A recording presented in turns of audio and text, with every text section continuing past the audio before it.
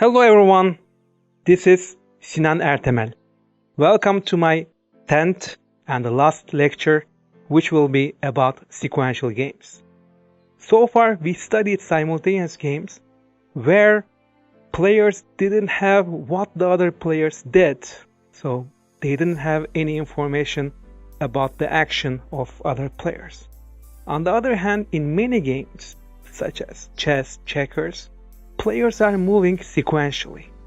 So that's what we are going to study in this final lecture. So there is a theorem by Zermelo where he studies two-person zero-sum games. So zero-sum means it's either win-loss or two players will have tie. And we have perfect information, so all players can see what happened in the previous moves. And the game is finite, so the players cannot repeat some actions indefinitely. So win, lose, lose, win, or tie, tie. These are three possible outcomes. And Zermelo proved that there are three possible outcomes. Either player 1 forces a win by playing optimal strategy in each possible contingency, he wins the game.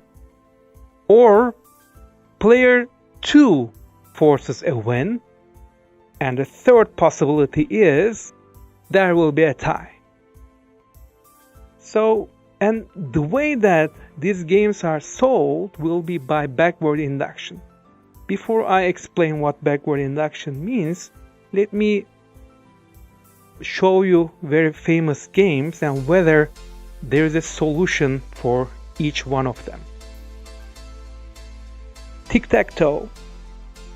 If you remember this game when you played as a kid, there is always a tie. If you don't make a mistake, if your opponent doesn't make a mistake, the game of tic-tac-toe always play with a tie. What about other games such as Connect 4? And the idea is each player has one color, red or yellow, and you drop it from above. And if you have 4 pieces horizontally, vertically, or diagonally, you win. And there's a winning strategy for player 1. And backward induction is very involved, so it took a lot of computer simulations and so on, but it was proven in 1988 that the first player wins.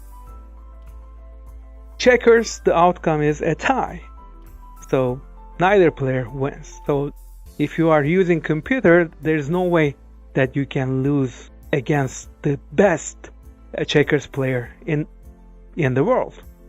The games will always end up as a tie, like a tic-tac-toe game. What about chess? Chess is still very popular, like one of the most popular strategy games, because it is not solved. I mean, if you try to solve it backwards, via backward induction, there are so many combinations that, it is virtually impossible with today's technology in terms of memory, that you can go all the way back and devise the optimal strategy for the white player and the black player. So we don't know which one of the three outcome will occur. But experts say that probably it's going to be a tie like the checkers game. But so far we don't have any answer for that. And there are other combinatorial games. There's one which I like, a chomp, where like there's a grid. Think of a like chocolate bar, and if you pick a piece, then you are going to eat it, all the pieces in the northeast region, everything to the right and everything to the north. And players play sequentially, and the player who eats the southwest corner loses because that piece is poisonous. And in this game, player 1 always wins, but the optimal strategies are also very much involved. I mean, you can get the strategies easily when the chocolate bar is square or it has only 2 rows. Otherwise, you need to find the optimal strategy via backward induction. So in order to find the backward induction, let me give you an example from industry where there are 2 firms. One of them is incumbent and the other firm is potential entrant. Suppose the incumbent firm is a Polaroid, which is monopoly in instant photography market, and the market size is, let's say, $20 billion. And the opponent, the rival company, Kodak, is contemplating to enter this market. If Kodak enters, Polaroid has 2 options. Either accommodate the entry, like doesn't fight back. In this case, they are gonna split the market equally. Or Polaroid is gonna fight. Fighting means like reducing the prices aggressively, where he's gonna lose his profit, but his rival is gonna lose money because, you know, Kodak is gonna do R&D and other infrastructure investment in order to enter this market. With the low prices, they have to shut down, and that would incur some cost. So if Polaroid accommodates, they will get 10 billion each, equally split the markets. Otherwise, if Polaroid fights, then Kodak is gonna lose $5 billion and Polaroid will get 0. So how do we define this game? So it is not a simultaneous game where we had payoff matrices, set of players, actions and payoffs. Here, the order of the move is also important. That's why we are gonna come up with another description of the game, which is called the extensive form game, that is done by game trees, where we also define the order of moves, available action at each node in the tree, and information throughout the game. So which player knows what at each possible node in the tree. If it is a chess game, you can see the whole board. So there is no incomplete information. We have, like, all the players observe what happened in the game. However, in some card games, you can only see your own cards. You cannot see the card of the opponent. So this is an example of a game tree. We have root of the tree where the first player takes an action. Here it is the entrant, Kodak. Either he's out, doesn't enter, out, or in. So the branches are actions of the players. So each node is, like, we have root, that's the decision node. Kodak is making a decision. Then we have Polaroid responding, another decision node. And we have 2 branches. Each one is strategies, like either accommodate or fight.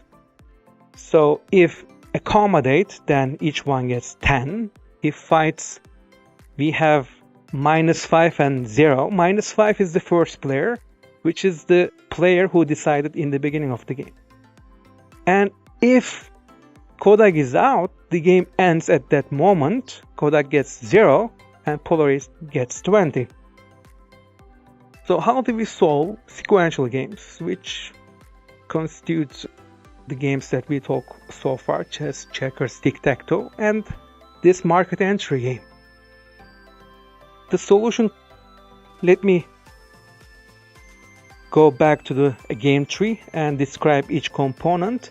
We have players, we have nodes. It can be either decision node, initial node where Kodak makes a move, and we have the terminal nodes, which is associated with a payoff, and branches correspond to actions. And here in this particular game, each information set is singleton, in the sense that there is no uncertainty regarding the game. And the solution concept the main solution concept in sequential games is subgame perfect equilibrium. So first I need to define what a subgame is. A subgame is a part of the game where it starts with a single decision node. It contains every successor in this node. I am talking about the games where we have perfect information. So information set doesn't complicate things here. And strategy in a sequential game is a complete plan of contingency. Like my advisor used to say that you are giving a list of instructions to your grandmother to play, say, a chess game. So whatever possible board combination, you should tell which piece to move to where. So that's the strategy profile in a sequential game. And a strategy profile is a subgame perfect equilibrium if it is a Nash equilibrium in every subgame. So how do you find that? We start with the smallest subgame. We find the equilibrium and then we move back. So we roll back. So let me illustrate it with the market entry game. So the smallest subgame is where Polaroid makes a decision after a Kodak enters. And what is the optimal strategy for Polaroid? It is accommodate, because 10 is better than 0. So this small subgame, I can associate it with the final payoff, which will be 10-10, because I know that Polaroid will accommodate as a rational player. Okay, so backward induction is starting with the smaller subgame, basically end of the game, and solving it backwards. So if I know that Polaroid would accommodate, what would Kodak do? So now I'm gonna impose a rationality concept similar to what we did in sophisticated equilibrium. Kodak is rational, Polaroid is rational, and Kodak knows that Polaroid is rational as well. So if Kodak enters, he knows that Polaroid will accommodate. So the optimal strategy at the first decision node at the beginning of the game is basically comparing the payoff of 0 to 10. If Kodak is out, he's gonna get 0. If he's in, he knows that Polaroid will accommodate and he will get 10. So as a rational player, Kodak will be in. So that's what backward induction is about. You start from the smallest subgame and you roll it back. So because Kodak knows that Polaroid will accommodate if he enters, Kodak will enter. And accordingly, Polaroid will accommodate, and that will be our subgame perfect equilibrium. So I would like to ask a question. So among these 3 possible outcomes, the best one for Polaroid is the one that Kodak stays out. Is there any way that Polaroid can convince Kodak that he would fight if he enters, so threatening Kodak to stay out, and somehow Kodak believes in that threat and Kodak doesn't go in? Is that possible? We call it whether the threat is credible or not credible. So what I'm trying to say here is, can Polaroid create a commitment which is credible, saying that, okay, I mean, if you are in, I am gonna accommodate, but in order to get the best outcome, which is you staying out, I am gonna threaten you, saying that I will do something not rational. I am not gonna accommodate. If you are in, I am gonna fight. and Kodak believes in that threat and does not enter. So, is this possible? So, would Kodak believe in this sort of threat? The standard answer would be, if the game is given as this without any extra information, this sort of threat is not credible. Why is that? Because Polaroid is rational and Kodak knows that Polaroid is rational. So Kodak knows that that threat will not take place. And these companies, bringing it to real world, run by professional managers. So it's very unlikely that this threat can be credible. You cannot explain it in a stockholder meeting that, okay, this year we lost money because I made this threat and the opponent did not listen to my threat and they entered, so I had to fight and we lost all the profit. This is untenable for rational player. But in order to make the threat credible, we can come up with some smart devices. So there is a very famous movie by Stanley Kubrick called Dr. Strangelove that explains the commitment, credible commitment. So let me explain the premise of the movie. So in the beginning of the movie, Americans thought that Russians attacked them. So as a response, fighter jets leave American airbase to bomb Russia. However, it was a false alarm, so that didn't happen. So America wants to call back the fighter planes. They were able to do that except one plane, because that commander turned off the radio, so they cannot reach one of the fighter planes.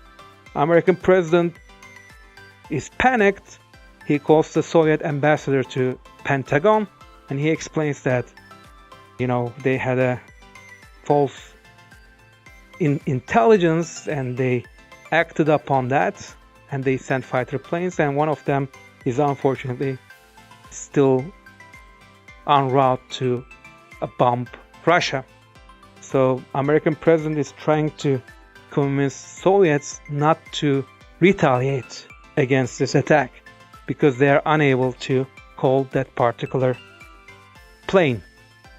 So Soviet ambassador panics. He tells the American president that, you started the end of the war, the Armageddon.